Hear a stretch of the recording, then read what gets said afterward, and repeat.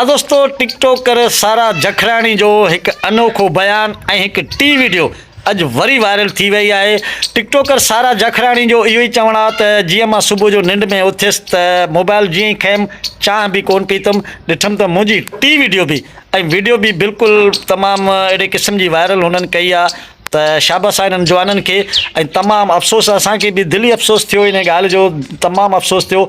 ऐं सारा जो हिकु वॾो बयानु अची वियो आहे त अगरि 2 ॾींहंनि जे अंदरि मुंहिंजा ही जवाबदार गिरफ़्तार न थिया त मां सरेआम मां ऐं मुंहिंजो मुड़ुसु पेट्रोल पान ते हारे यानी कि हमेशह लाइ हली वेंदो।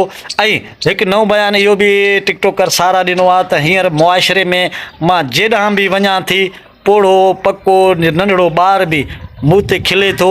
ऐं मां तमामु ज़िंदगी मां हींअर एतिरे क़दुरु तंग थी चुकी आहियां त मां तमामु घणो परेशान आहियां। ऐं टिकटॉकर सारा जखराणी जो इहो बि चवणु आहे त 4 ॾींहंनि खां यानी कि 4 ॾींहंनि खां न मूं मानी खाधी आहे न मूं पाणी पीतो आहे। मां तमामु घणो परेशान आहियां।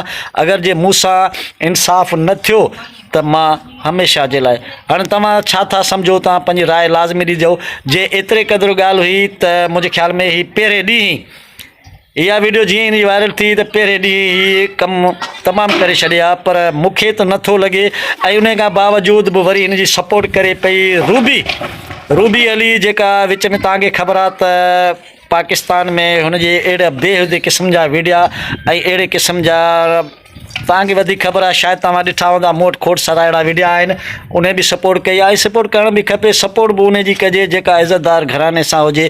हा, कंहिंसां नाजाइज़ी या बेवाजिबी थिए थी, उन जी भरपूर सपोर्ट कजे। हाणे जेको इंसानु पाण हली करे वञे थो त तव्हांखे ख़बर आहे त पोइ हाणे लाज़मी गाॾियुनि जा ख़र्च बि आहिनि, भाड़ा बि आहिनि, डीज़ल बि महांगा आहिनि, अॻिलो ख़र्च त पंहिंजो कढंदो। ऐं रही ॻाल्हि त हींअर उहा ई रूबी अली इज़तदार सम्झो त हिकु ज़बरदस्त तरीक़े सां मथो उघाड़ो करे जेका हलंदी हुई ऐं अहिड़ा बेहुदा वीडिया बि ठाहींदी, पर हींअर अल्हम्दुलिल्लाह अल्लाह साईं हुनखे अञा बि सुधारो ॾिए, रोज़ी रिज़्क़ में बरकत ॾिए।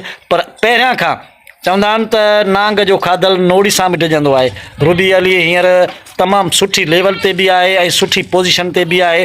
हींअर इहा बेहुदा हरकत का बि कान पई करे। ऐं वधीक दोस्तो तव्हां रहनुमाई कजो, छा तव्हांखे ख़बर आहे 2 ॾींहंनि जो टाइम ॾिनो आहे टिकटॉकर सारा जखराणी ऐं उनजे मुड़ुसु यानी कि जब्बार, त 2 ॾींहंनि जे अंदरि, हाणे ही धमकी आहे या हक़ीक़त आहे उहो त ख़ुदा बहितर थो ॼाणे, इन जो इल्मु त अल्लाह साईं खे आहे। ऐं घणा दोस्त इहे चवनि था त हीअ जेका आहे ख़ुशां जेका आहे, घणा दोस्त ईअं था चवनि त हीअ जेका वीडियो हिननि भरी आहे हीअ हिकु नाटक आहे, हीअ हिकु पैसे वठण जो चकर आहे, या हीअ का उहो पंहिंजे पेट वॾे करण जे लाइ वॾो हिकु वात फाड़ियो आहे, हीअ ब्लैकमेल बि करे अॻिते पोइते खोड़ सारियूं अहिड़ियूं ॻाल्हियूं आहिनि। ऐं हीअ वीडियो मां कोशिशि कंदुसि तव्हांखे हिन क्लिप में तव्हां पाण ई ॾिसिजो त छा आहे छा न आहे। वधीक हिन मुंहिंजी वीडियो खे लाइक कमेंट अॻिते शेयर लाज़मी कंदा ऐं हिन मुंहिंजे चैनल हाकिम पाकिस्तान खे लाज़मी सब्सक्राइब कंदा त जीअं मुंहिंजी अचण वारी वीडियो तव्हां वटि बर वक़्तु पहुची सघे। सिंध सलामत, साथ सलामत।